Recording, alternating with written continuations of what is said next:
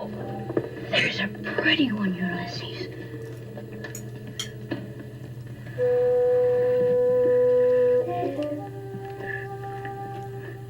There it is. Hello, BookTube. I'm Shawn, the Book Maniac. Welcome back to my channel. I have a very special guest, a preeminent booktuber in her own right. This is my dear friend Lindy of Lindy's Magpie Reads. Hello, Lindy. Hello, Shawn. It's always good to talk to you. I feel honored to be graced with your presence, or to be presented with your grace. I'm not sure which. I'll have to decide by the end of this chat. We're here to talk about an absolutely fascinating novella or hybrid novella published earlier this year by a British writer, Douglas Bruton, and it is With or Without Angels. When I heard about this book, because it's a very ekphrastic narrative, I brought it to Lindy's attention, and we decided to do this pseudo buddy read where we haven't checked in while we were reading it, but we're now here today to share our impressions of it with each other for the very first time. So, did we decide who's going to give the synopsis, Lindy? I can talk about it. It's about an artist at the end of his life who, because of cancer treatments, is not able to use his hands the way he used to. And so now he's using photography, and he has a young photographer assist him with creating art by digital manipulation of these photographs. And he's working on a project, which is what we follow him through on this novel, this very short novel, that is inspired by a painting that he fell in love with when he was in his youth. He saw it in Venice. The artist is Gian Domenico Tiepolo. It was painted in the 18th century, and it was called Il Mondo Nuovo, the New World. And so he's creating this new series of photos based on that. And thinking about life and love and the meaning of what it is to be alive, to be human. Absolutely. And also mortality, yes. Very aptly synopsized, Lindy. There's one quote in there that he has from Leonardo da Vinci, that the one thing that I'm paraphrasing, but it's, the one thing that we can be certain about is death, and the most uncertain thing is the hour of your death. That really permeates the story. Yeah, it does. And it's based on a true story. The Scottish artist Alan Smith, and much of what's in this novella, which I think the author refers to as a hybrid, kind of third-person autofiction, that way, is true, but a lot of it is a product of the author Douglas Bruton's imagination. And we're not going to spend any time in this chat teasing out what was true and what wasn't, but it is based on a true artistic project and collaboration, and lots of other stuff is added to the fiction narrative. So, Lindy, overall impression? I loved it. I loved the sensory experience of it, and the writing. There are so many passages that I flagged in this book. And like I said, it's just a skinny little thing. It's only, about 100 pages long. There are photographs in here, the photos of the project of the artist who inspired the book, as well as the original painting by Tiepolo. And I spent a lot of time looking at those photographs because there's detail that he talks about, and there's even more things to see in it as in these images as well. And I just felt there was rich layers to it, and I read the chapters separately. I didn't read the book straight through. I would read a chapter and pause, do other things, and then read another chapter, because it's one to be savored. It's definitely a book that you don't want to rush through. Tell me about your experience with it. Yeah, I loved it too. It was a 5-star read for both of us, and I loved it. very deeply. It's not a Shawn book in the sense that I don't really know how to talk about it. So thank God you're here to lead this conversation. But I felt it was so rich. And to be honest, if I was just looking at the pictures, including the late 18th century picture that inspired this photographic collaboration, I think it would have left me a bit cold because I'm not as much of a visual person as you are. But adding the fictional detail and the narrative to it just made the whole thing. Well, that's ekphrasis, right? Ekphrasis is, well, I'm not going to mangle this. Lindy, what is ekphrasis? Put you on the spot. Ekphrasis is a creative work in response to another creative work. Yeah. So writing in response to another creative work. It could be art or dance or whatever. Yes. And then tell me if I'm right in tweaking what you just said.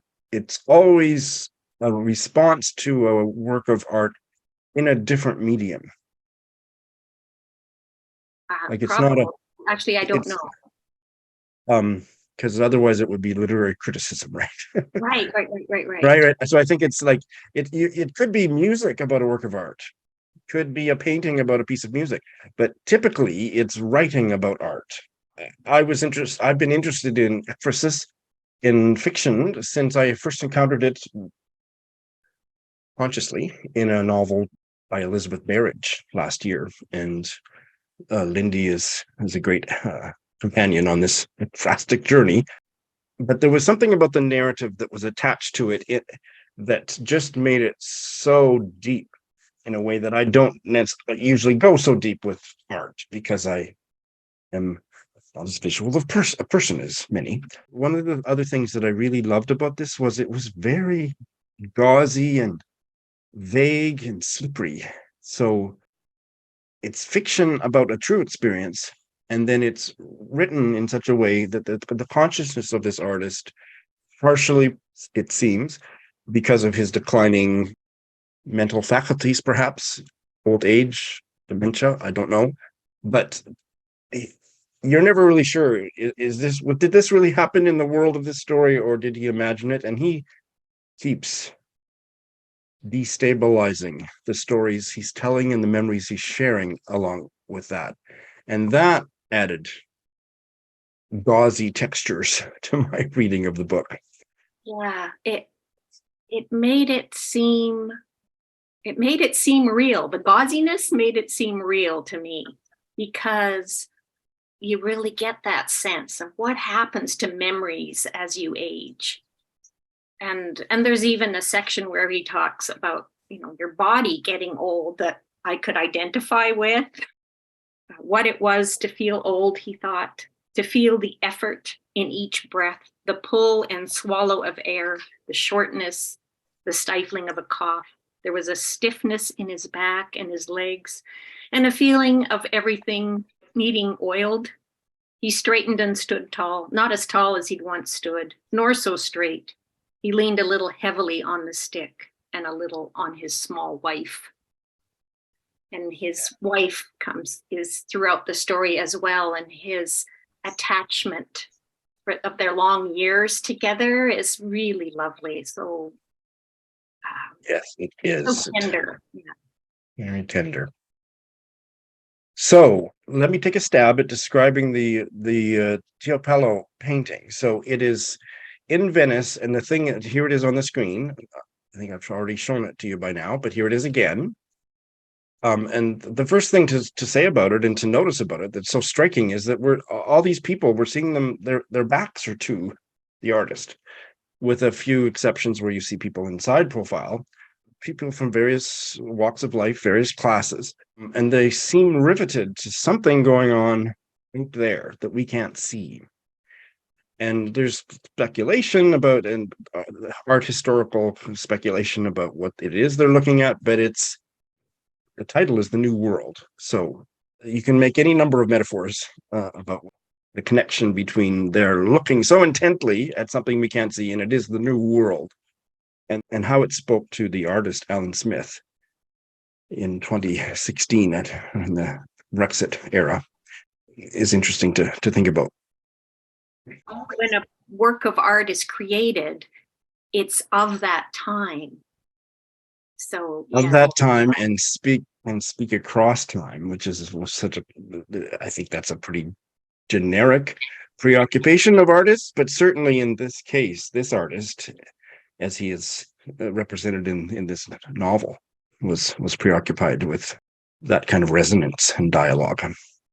Let's talk about the first picture. We're not going to show all the pictures. There's 10 or 11 of them, and that would just, otherwise impossible to spoil the book. But Lindy and I agree, if we show you all the pictures, let's put the first one on the screen. And this comes about when this elderly British artist and his wife go to the museum in London. the tea water. Yeah. The Tate Modern. He's got his camera, and you can see his cane hanging on his arm. And he takes this picture, and it doesn't look like anything. That's his wife beside him. But it triggers something in him that eventually leads him to the memory of his encounter with that Venetian painting from 1791, The New World. And there's something about the physical stance of him and his wife that reminds him of characters in that painting, and then that gives birth to the entire project. And it's such a wispy thing, the resonance, that it's literally how the people are standing in that painting, and his plus all of his autobiographical memories of encountering that painting. And I won't go too far with what I'm about to say, because just so people can discover the beauty of this for themselves. But there is also a rich romantic resonance for him personally about the time he saw this painting in Venice when he was a young man. And it's written so beautifully and so evocatively that it actually does spark the rest of the story. Yeah, how he came to see that painting was so cool. He saw a little part of it and had to find out, where's the rest of the painting, and go and see it. So that made me wonder, what part of it did he see? And the cover of the book has got some portions of the painting. And so I looked at it quite a bit and thought, I'm thinking that it's probably this top section here, which is so striking on its own. All of the angles, the flagpoles, the long pole that this man is holding it like a conductor or something, and then the pointed hat and the pointed roof, well, two different pointed roofs actually. Yeah. So I thought, oh, is that it? Could that be enough to make him think, I must see this painting? So intriguing. And lucky for him, the actual painting was in a museum two bus stops away, like very close to where he was. And he is so affected by it, and I can only imagine how large it is on the wall, that he kind of falls down to the floor, enraptured, and eventually falls asleep and dreams about it. Yeah. Again, we don't know how much of this is true to the artist Alan Smith, and it doesn't matter. But in the fictional text, that is what happens, and so many things like that keep happening. And then the elderly artist then will kind of upend what he's just remembered, is saying, I'm not sure if it actually happened, or it actually happened that way, but I think maybe it did. So like I say, this destabilizing energy of what you're reading. And perhaps that might not work for every reader. I mean, what kind of a reader do you think would like this book? I think you have to be into art. I mean, and I'm not into art, but you have to be at least interested in art. What other? Be open to more. I think a reader who is open to finding out more about art and our personal reaction to art. So somebody who wants maybe some self-discovery. I think so. And it's also a romantic very human story about connections with other people. Lots of readers including, like that. yeah, It including is, young love and old love. yeah, yeah. It's not a page turner. It's not, if you're reading just for plot, this is not a book, that you would probably enjoy. But the inner life of this artist really comes through. The readers who are curious about the inner life of other people, I think, would enjoy this. And so eventually he pairs up with a young photographer, Livy. And their relationship is also a fairly important strand of the story. But she makes pictures digitally manipulating and pasting stuff together based on what he would like to see. And so this original photograph that he has taken of him and his wife in the mirror shows up in, I think, almost all of the series of pictures. I'm going to put on the screen the fourth picture just to give people an idea. Like there is the same couple, the artist and his wife, and they're now standing in a space, a work of architecture called Santa Croce.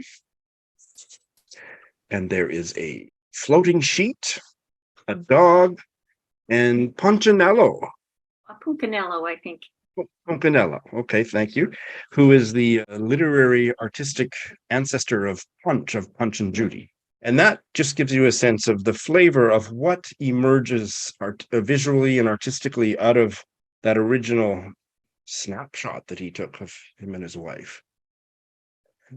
Yeah, and the white cloth that's floating in this image has resonance as well with the title, With or Without Angels. There's birds, there's sometimes this floating cloth, or as the author, what does he say? It's the idea of a cloth floating there. Sometimes you don't actually see it in the painting, but he's still got the idea of it being there. I think there might be one of the pictures where you have to really squint to see the tip of it at the top. Yeah. So yeah. Placement and positioning is in fact, I think on page 46, not exactly an angel, he says in a whisper so small it has no sound at all, just the thought of an angel. There is that ambiguity.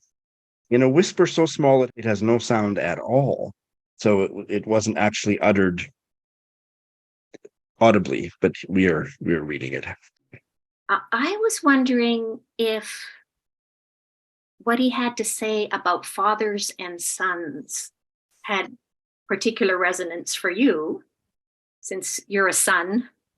And yeah. Now, that's very interesting. Can you say more about that? Because I'm drawing a blank, other than that the artist Tiepolo is in the original New World painting with his father, who was a much more famous Tiepolo Senior, who was a much more famous painter than he ever became. There's one section in the book where he says fathers do not speak easy with their grown children. Oh, I do remember that. In the original fresco, there's the artist Tiepolo has pictured himself and also his father next to him. And Tiepolo is holding either a monocle or perhaps it's a handkerchief because he's crying. Tissue. Yes. By the end of it, and it's not a spoiler, but by the end of it, the elderly artist has decided or concluded that he's weeping, and so it's a cloth to. Yeah, and he says, "What is it about fathers and sons? Why is talk between them so hard? Is it just that they belong in different worlds and so speak in different languages?" So yes, this that was a really new world. Yeah. That was a really powerful line, and I believe it emerges out of a context where the father artist's work and his kind of vision and more traditional art that the son, Tiapolo, was in a way confronting those themes and that way of making art. This is what happens to me when I'm reading, is that I start thinking about like my brother and how did he get along with my dad? Yes, and I won't talk too personally about that, but certainly it resonated with me for personal reasons. Absolutely, yeah. Talking about New World, there's this other passage too. This is in the chapter for the third picture, with the crowd turning its back to the viewer of the work. So the artist himself is not of that world, which is the world of the three-cornered hats and, men in breeches. He is of this world, which may be counted as the new world. And the people in the picture turn their backs to him and remain in their own world. Maybe that is what the picture is telling him. But even as he thinks that, he feels lost, like he does not really belong in the world he walks about in, that he belongs in a world that has already disappeared, a world of 3-channel TV and Bakelite phones and cheese wrapped in waxed paper and fish and chips wrapped in yesterday's black bleeding newsprint. The new in New World is only relative.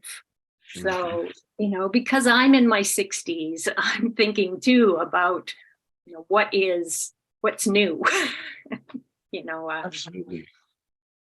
Growing old is not for sissies, as they say. Yes.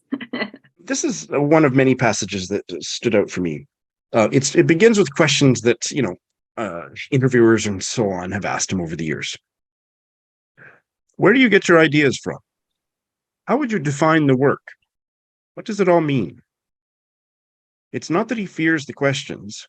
He wants them to be asked. That's part of the point. It's the answers that he frets over. He has come to a time in his life where the answers are like Brighton's running pebbles under his feet. Questions are never wrong, but answers can be wrong in so many ways. That's what he thinks.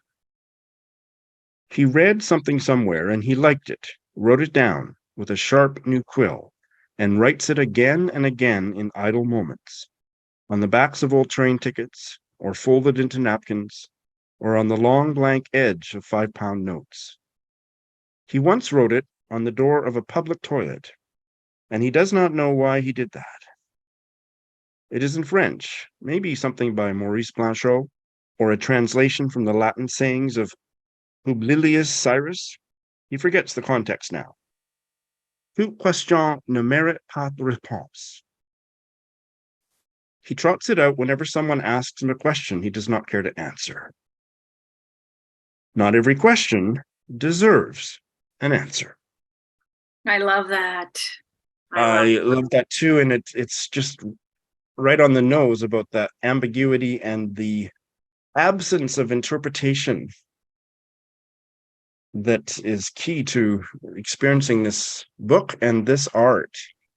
And I said something offline, and maybe this is the passage you were thinking of, I don't know, but I said offline before we got started, Lindy, I really need you to kind of lead this because I'm really stupid about art. And you said, no, you're not. But this is what makes it. Yes, because in this book, readers are reassured that your interpretation of art is correct. Even an artist doesn't always, or a writer doesn't always know the meaning of what they're writing. There's no wrong way to experience art. Yeah. And in his staunch, playful refusal to impose any meaning on what he's doing and what he's done, there's so much room in there for the reader and the viewer to make meaning for themselves. And that is what made it a really rich read for me. Yes. And at the same time, Douglas Bruton is also trying to show us the work behind how a piece of art is created, or a project in this case. The artist who's the character in the novel used to really like math. He was, and his math teacher talked about how you show your work. And this is in the novel here. It's a beautiful feature of the subject that all mathematical thought can be shown. There's a schema for that. It is not so easy to show the thinking behind a work of art. And yet that is one of the things that's happening in this novel. Oh, I'm so glad you brought that up. And I would marry that to what I just said, that it would have been so easy in showing his work, his deliberations, his conversations, that could have very matter-of-factly imparted what this art meant. And it's not like that. It's roomy, capacious showing of the work and the conversations. So that's really quite astounding. Yeah, it's an astounding book. It is. I always get more out of a book when I can talk about it with someone. So I really appreciate this conversation. So yeah, thank you. I thought of you as soon as I heard about it, and we both got excited about it. And here we have now read it. How did you hear about it? Just on Twitter, the blog entry I sent you. Somebody, either that person or somebody else, had tweeted it out, the link. And I just clicked on it and just scanned it and said, oh, this is very ekphrastic. Lindy needs to know about this. Yeah. So yeah. Thanks for watching.